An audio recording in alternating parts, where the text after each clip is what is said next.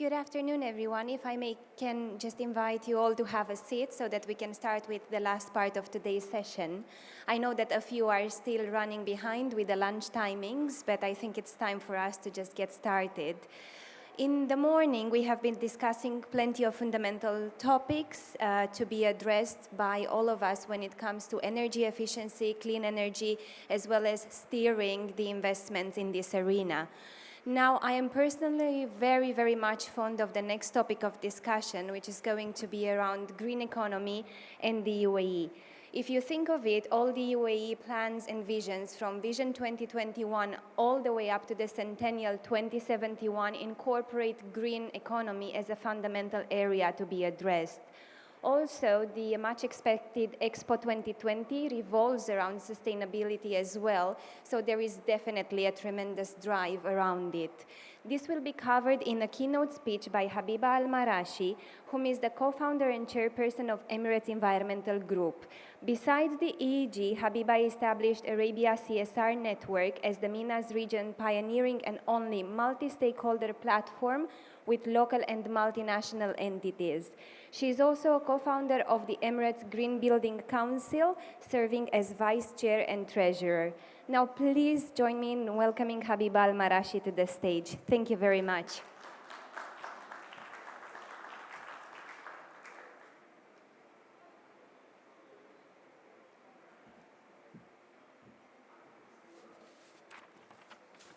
Bismillah ar-Rahman ar-Rahim. Assalamu alaikum wa rahmatullahi wa barakatuh. I would like to thank CEBC for inviting me and for giving me this opportunity to interact with this very specific and specialized audience. And mashallah, the team before the lunch were very much on the topic of the financing of green economy and so forth. I run an NGO called the Emirates Environmental Group, which is the first NGO in the country in 1991. And I work closely with many international UN agencies. So I would like to start by giving a definition of what is green economy as per the UN Environment in 2019. There are hundreds of definitions, but I believe this one is the latest one, and it really covers all aspects of it. So it's very clear today when we talk about green economy, we are looking about low carbon economy. We are looking about efficiency. We are looking about social inclusion. And I think the addition of social inclusion is one of the good things that has happened finally to ensure that you cannot differentiate or remove each aspect of. They are all integrated and intertwined if you are really to achieve a green economy or circular economy or inclusive economy. Green economy is actually a green growth. For you to have a green growth, it means that you will be working on climate adaptation and mitigation. You are looking at achieving low carbon growth. Having all these both two will lead you to tackle your greenhouse gas emissions on the individual level, institutional level, as well as on the national level and in policies. When you are looking at equitable growth, so it is not a growth that is only benefiting one sector other than the other. As we said, it's an inclusive one, and it is an equitable one, so everybody in there is benefiting from it. So when you are looking at that and you are connecting it, you are achieving your economic growth.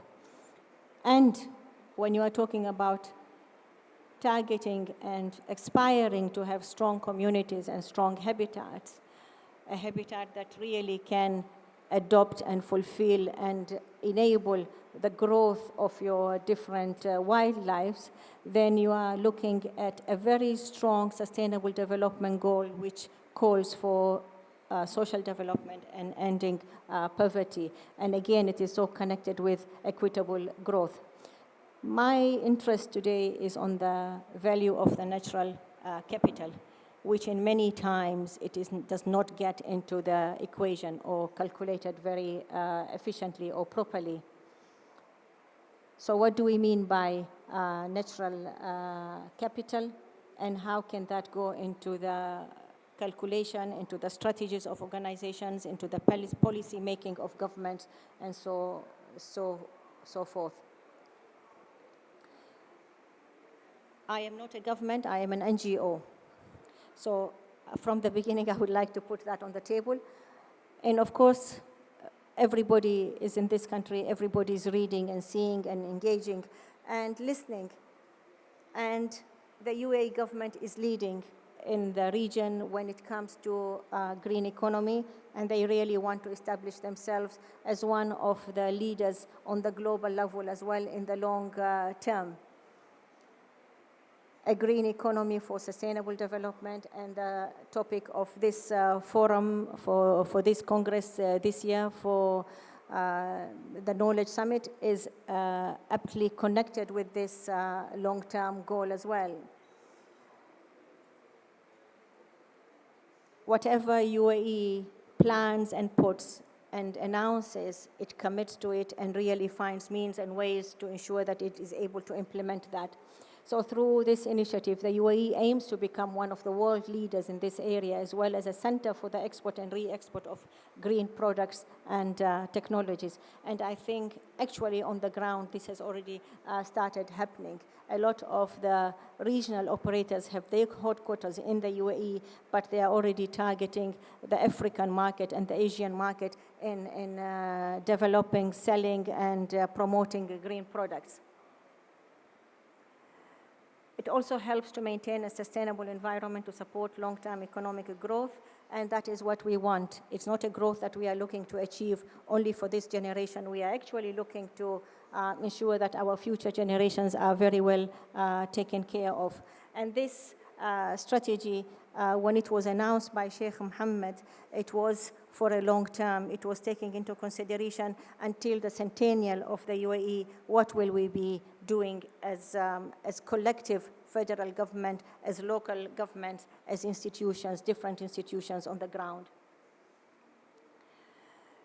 Let's look at one of the components of green economy and green growth, and that is the transition to the green energy or sustainable energy. We need to understand how can we create a market that is very competitive. So we need to have a good, fair, leveled playing ground between the technologies that are based on transparent, that are very well researched, that covers all value chain, that are socially inclusive to enable us to achieve that. We really need to ensure that there are proper CO2 targets that are being put, whether we are talking about on the individual level. I always like to focus on the individual level as well, because I do not separate myself from my country or from my organization. So if we are doing it on the individual level, it means that this will be reflected in our organizations as well, and it will manifest itself in the bigger society. So we really need to ensure that we have a proper path to reduce the CO2 emissions, proper targets that is being put, proper mechanism, methodology that we will be working on to achieve these aspired reductions. We look at renewable energy targets. We need to have a fully flexible policy framework. I think in the session before as well, the regulatory framework was alluded to a few times. In everything that you have, you need to have proper regulatory framework, well-structured, matured enough to be able to deal with all these changing mechanisms that is happening all the time and the speed that it is happening as well. So when we have this proper marketing and we have proper regulatory frameworks, it means that you are promoting a nice, transparent playground for everybody to ensure that he or she has a fair chance.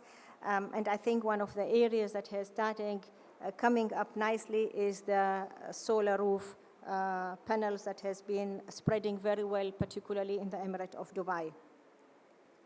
The last point that I have put on this slide is the firmness and flexibility. We need to have to enable technology-neutral actions that can adapt to changing requirements as economics change. And I would like to give a example of McDonald's UAE. McDonald's UAE started quite a few years ago to look at their carbon footprint and to see what can they do to help work on that, to reduce their costs, to look at enhancing their reputation, to ensure that they are a responsible corporate citizen. So they looked at the waste oil from their cookings in their all outlets all over the country. And they started working and investing actually in it to ensure that they can turn it into something that they can use it, so it's not really wasted. They worked with the technology that came from UK, the additives that were added in it. They turned it into biofuels. They got the permission, and they were the first independent entity to get the permission from the Ministry of Energy to use that as a fuel for their fleet. It's been 6 years now or more that they are using all their fleets in the UAE is run by their own waste oil, so that is a full-fledged 100% biofuels, and that has helped them reduce their CO2 emissions drastically. And today there are other entities that are looking at emulating that example from the petrochemical industry. So it is another source of fueling that is coming up in the market, and it is gaining attention and recognition, and other players are prepared to invest in there. So we are not looking only at renewable energy, and with renewable energy, when you talk about it, you are not only talking about energy for the buildings, you are talking energy about mobility and everything else as well, to run operations and so forth. We need to talk about networks. How do we prevent, and this is connected with mobility.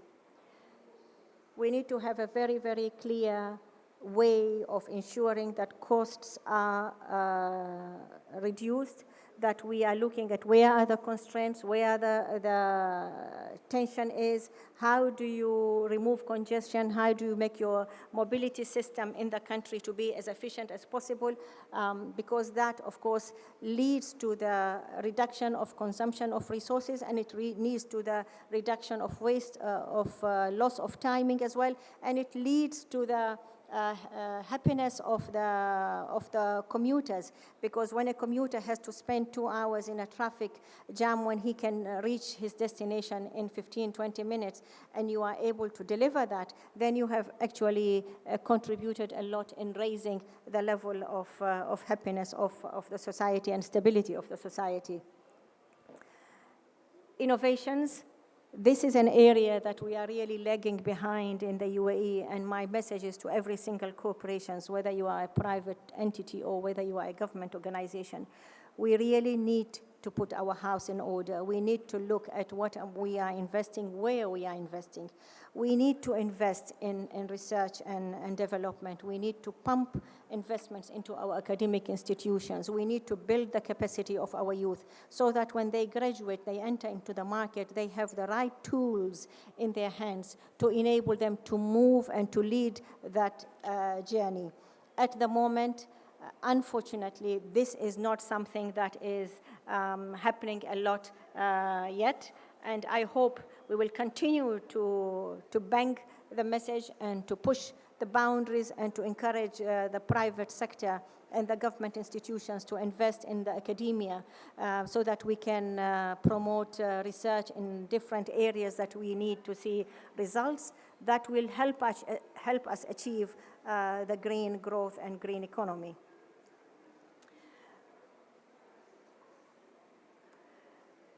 One of the things that was talked about, carbon pricing.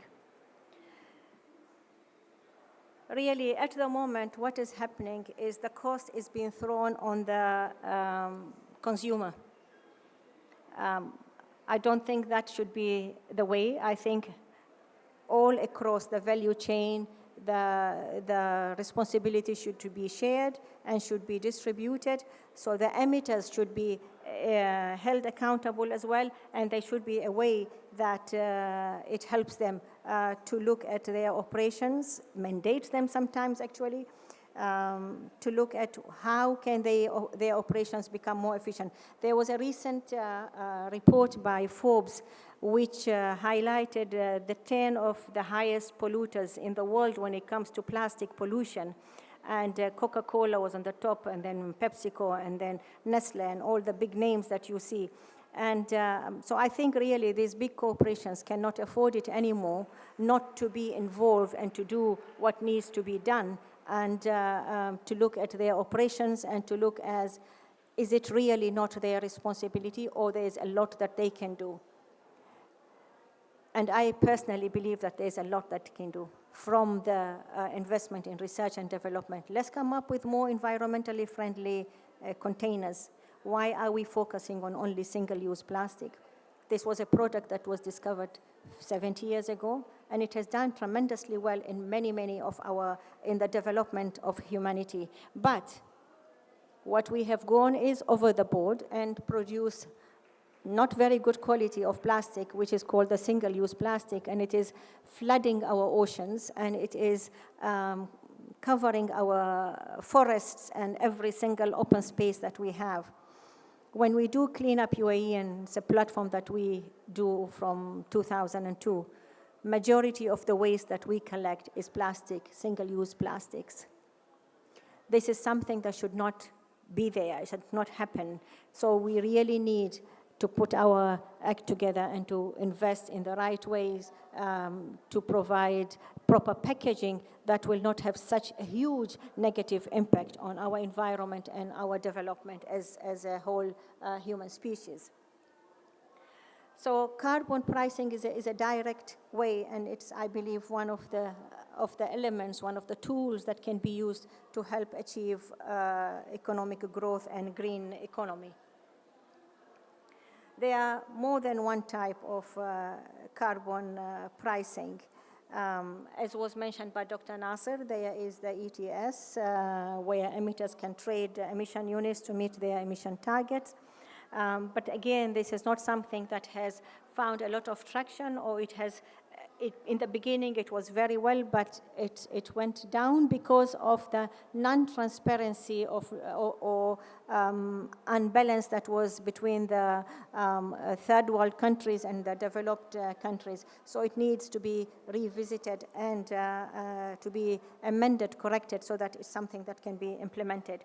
You have the direct carbon costs, and I think it was discussed very well by my predecessors who are there.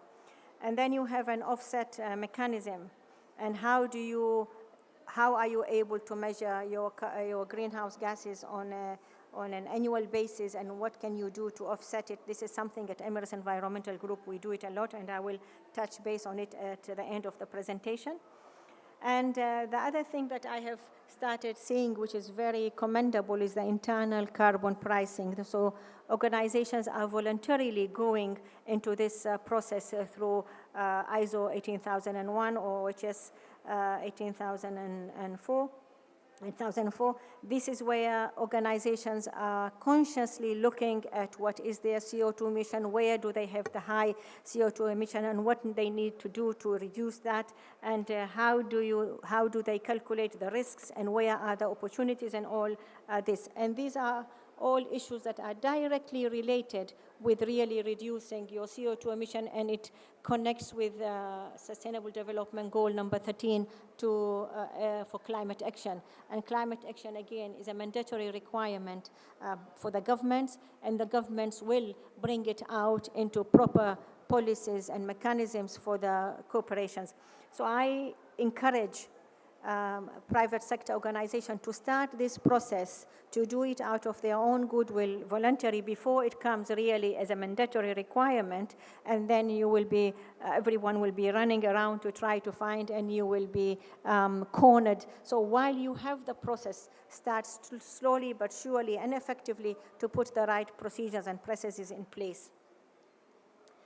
Decarbonization, again, is a process where the average amount of carbon dioxide, you are putting proper strategy in place to reduce it over time. And this can be switching to renewable resources, which means that your CO2 emissions will be less. So literally, decarbonization will lead to a low carbon economy. And this, when we are talking about low carbon economy, we are automatically talking about more efficiency. You are talking about less demand on energy that is produced from fossil fuels. And this new platform, this new development will definitely lead to good employment opportunities, growth in the marketplace, if we are able to find the right synergies.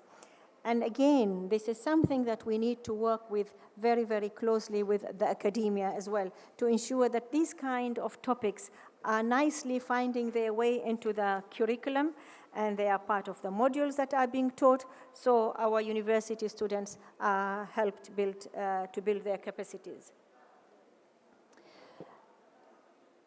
The UAE does recognize the value of energy tariff reform in reducing inefficiencies and promoting low carbon development.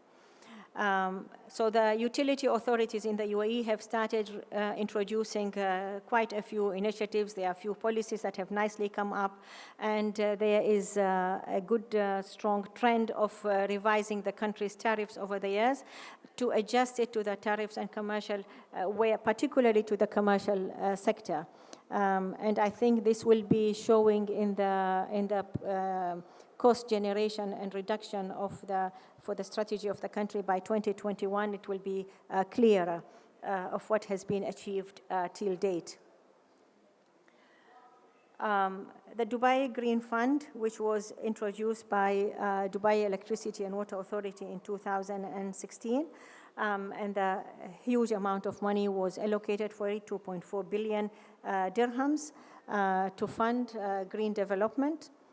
And I think you have all started seeing particularly what DEWA is doing with Etihad ESCO in retrofitting existing buildings and looking at where was the high energy consumption, particularly in the conventional fossil fuels that was being, how do we reduce that? How do we create a balance between modern technology and the demand side? So the management of the demand side and supply, again, is one of the area of focus for the government of Dubai, and it is nicely being reflected as well in the other Emirates. So this will, again, will be one of the areas that will lead to the green growth and green economy. There are a clear strategy on the federal level as well as on the local level. In 50 years, which means that by 2071, for the UAE to celebrate its centennial, the intention by the top leadership of the country is to go 100% renewable. By 2050, the UAE aims to have 44% of its energy requirement from clean energy. When you come on the level of Dubai, you can see that there is, again, very, very clear strategy for 2020, 2030, 2050 of the percentages, and the proper structure that is being followed. And I really hope that the private sector looks at these indicators very, very seriously and aligns its strategy and looks at how will this impact their business. There's a big risk factor for the ones that will continue to go business as usual, and for those who will jump on this opportunity and really say this is an opportunity that we need to look into seriously and evolve accordingly. DEWA has already achieved, so Dubai government has already achieved the target of being the lowest energy producer from solar in the world. This is a huge achievement for a young country that has just started 10 years ago on this journey for us to be able to achieve this standard. And it has had a positive impact globally because it has reduced the cost of kilowatt hour on the global level compared to what it was in Europe before that. Having talked about all that, I will go again and bring you back to the nature-based solution or nature capital solution. This is a picture of one of our programs that we plant, which is called For Our Emirates We Plant. Through that program, we support the national and the international green economy projects by providing carbon offset option. We started this platform in 2007. Until today, we have planted 2,098,832 trees in different parts of the UAE, all the Emirates, different cities, in many, many government schools, as well as private schools all over the country. This program has got many, many folds to it. Apart from really helping create carbon sinks that we are able to sequester the CO2 emission, and we have the calculations of this, and we are working to universities to identify the capacity of these native trees on an annual basis, how much CO2 emission, because when you go online, you will find a lot of the international species, global species, and you can see the capacity of absorbing. But on the national level, on these indigenous regional plants, we are yet to finalize an accurate calculation for that. So we are working with academia. But yes, we need the support of the private sector to help us fund these researches. Another thing that we do is planting native trees is really providing an enabling environment for the wildlife to thrive. It's a soil stabilizer. It is a sandstorm barrier. And what you saw in this picture, this was last year. We planted 1,101 type of tree, and that is Sidra tree. It is a tree that has got a huge sentimental value to the people of the country and the region. It has got traditional, cultural, religious value altogether. But this was a protected area in Ras Al Khaimah. And the purpose of this protected area is to create a bee cultivating platform.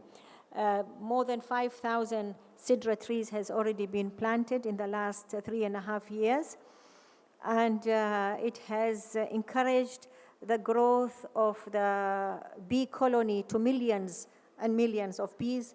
The production of honey on a commercial level has resulted in that, so there is a strong economic value that you are bringing from that.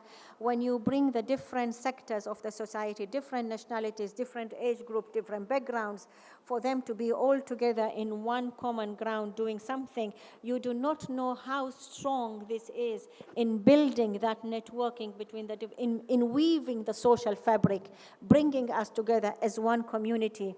Understanding our roles and responsibilities, not that I'm an expatriate and I will be here for a short time, I will be leaving. Not that, oh, there is the relevant government bodies that they will be, this is their responsibility to take care. No. With these platforms, we are telling everyone that it is our responsibility and we can do and we can make a difference. I'm proud to share with you that the number of students that participate in these programs are huge. And we are exposing them through these platforms to understand what is our local environment, what are the species that we have, what are the endangered species, how can we work to ensure that we move them from the endangered list and we bring them into healthy growth. What is their role as the future generation? What is their responsibility? And exposing them to this as well, particularly for the issue of honey, is introducing that healthy ingredient back into their daily diets. Today, 40% of our children are diabetic 2 identified in the UAE, amongst the highest in the world. And that is because of the wrong type of food that enters our homes. So when you are involving them, you are really making them responsible for their own future. You are making them responsible to understand this is my choice. I am the one who chooses what I have on my plate. So this program has got huge, immense value. And the trees that we have planted from 2007 have beautifully reached maturity level. So today they are actually nicely absorbing CO2 emission and giving oxygen that we all need. So with this, I would like to thank you very much for giving me the opportunity.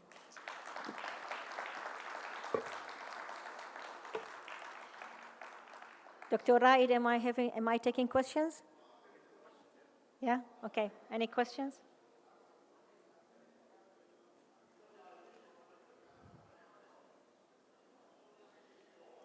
I don't think there are any questions. Yes.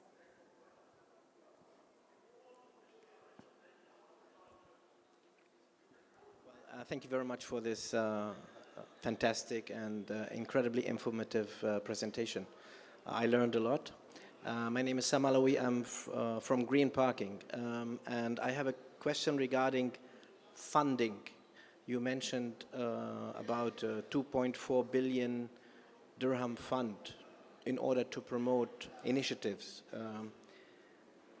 We have read about it in the newspapers, but so far on the ground, we haven't seen a lot of initiatives, either governmental or private initiatives, to really support those companies that are trying to make a difference. Because as you know, starting this kind of business in the beginning is going to be requiring a lot of funding. The rewards are going to come later on. So far, the funds that we have seen are all, rather in-house used funds in order to be used for internal companies. Can you provide some additional information about how the situation is at the moment? Okay, so as I mentioned, I am not the government, I'm an NGO. I did my research. This is what I have seen, and this is what I know for a fact because we work very closely with DIWA and we work with Etihad ESCO. And we have seen other organizations as well, good private operators at the moment in the UAE. The market that has been open is that you have been given the ability to produce another source of energy, not just by fuel, by solar. And you need to be creative in how you are able to be a competitive player in that market. We have one of our members, Shalhoub Group. Shalhoub Group has, if you want to call it, lease it, they have provided a land where a company has come and set up the full solar system to provide Shalhoub with its energy requirements free of charge, but there will be a lot of surplus that will be sold to the other players in that area. That was why my question in the morning to the financial institutions, what are you doing to help that market grow? DIWA has done, and DIWA is a government organization. My question will be back to the floor. Why do we only expect the government to lead in this and only the funding to come to the government? We need to see really all the other stakeholders. There are so many investment houses in the UAE, regional and global investment houses. Where is their role in this? Why can't we push? And I agree with you 100%. How do we push that? How do we get it mainstream? How does that become? What kind of regulations do we need? Is it the lack of regulations that is out there? Do we have enough talk about it? Do we have enough forums that publicly discuss this issue? What about the role of the media? Where is the media? Does it have the right capacity to be able to write about it? Or is it really limited to specialized publications and magazines that write about it? Why shouldn't it be an everyday matter that you read it in the daily newspapers? So I add my question to your questions, and yes, we need to have more investment that pours in the market. Thank you very much, ladies and gentlemen. Thank you very much, Habiba. I think the message is quite clear. It's all about all the stakeholders coming together in addressing all the sustainability challenges. And also we need to follow a top-down as well as a bottom-up approach, be it from governments to businesses to individuals and the other way around.